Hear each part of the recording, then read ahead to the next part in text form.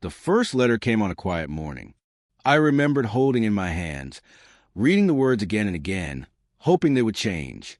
The bank had seized the properties. Every one of them.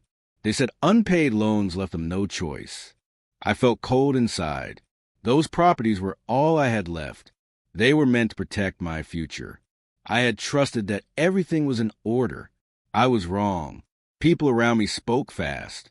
They blamed poor planning. They said I should have known better. No one asked how the loans appeared in the first place.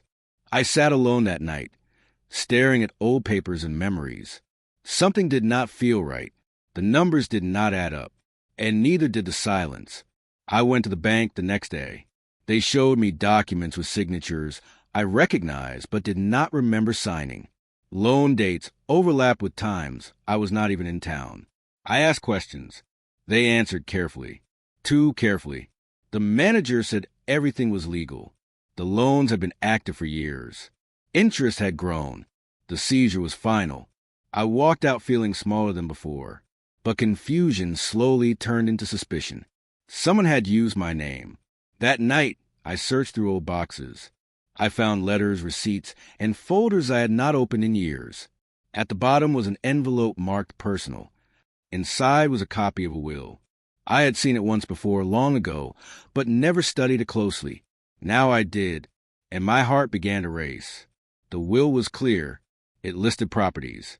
It listed protections. It listed conditions that could not be ignored. One line stood out.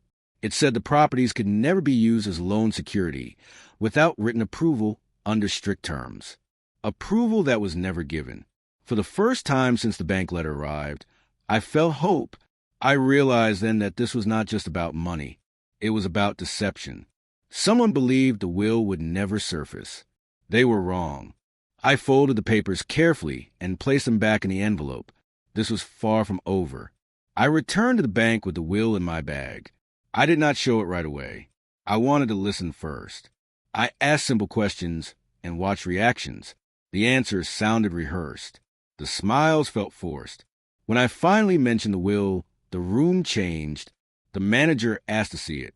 I refused and said I needed legal review first. That made them uneasy.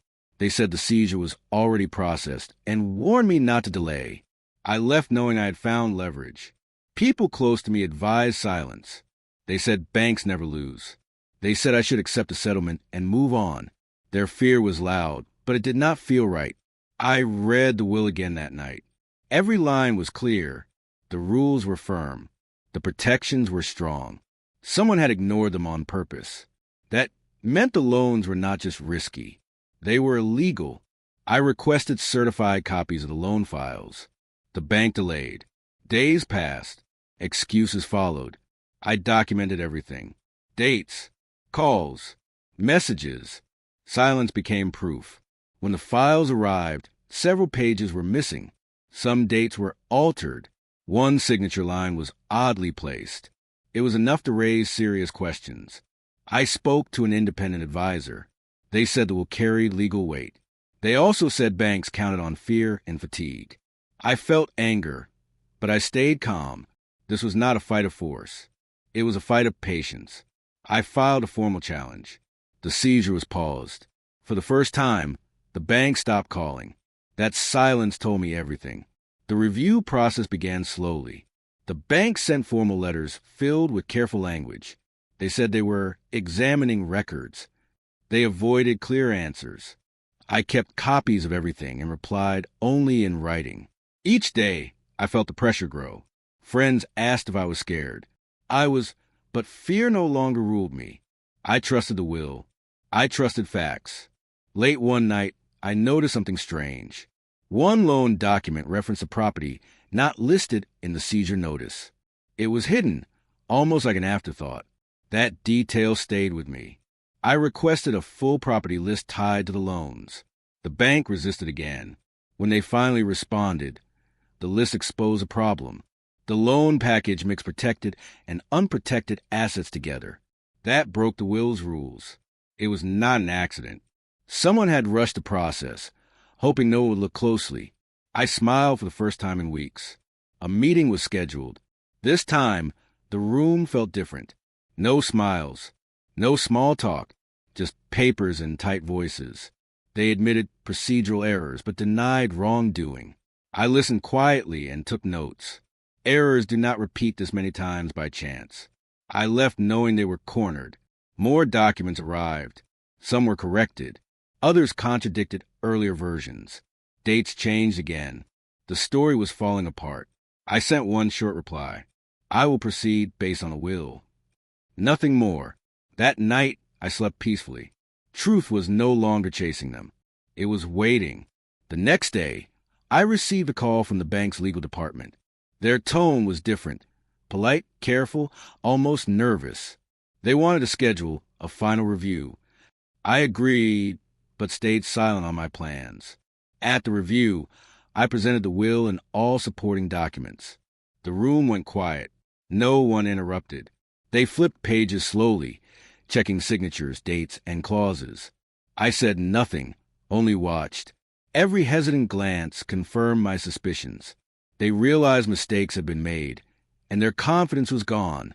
Afterward, the bank called me privately. They offered a settlement, small, conditional, meant to avoid public exposure.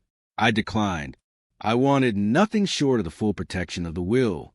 Anything less would invite future problems. They did not argue.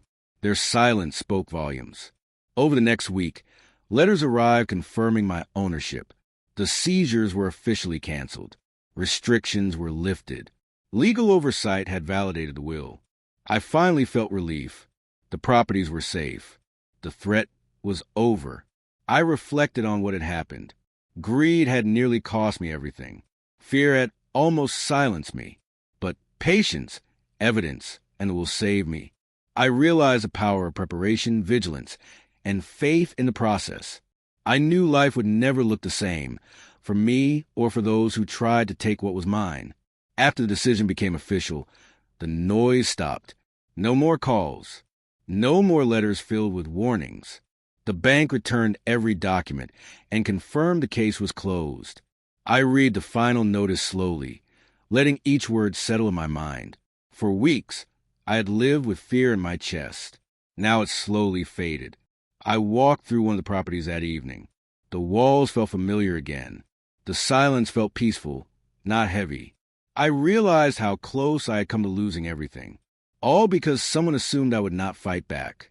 People who once doubted me began to ask questions. They wanted to know how I survived the seizure. I told them the truth. I stayed calm. I trusted the will. I never rushed. Some looked surprised. Others looked embarrassed.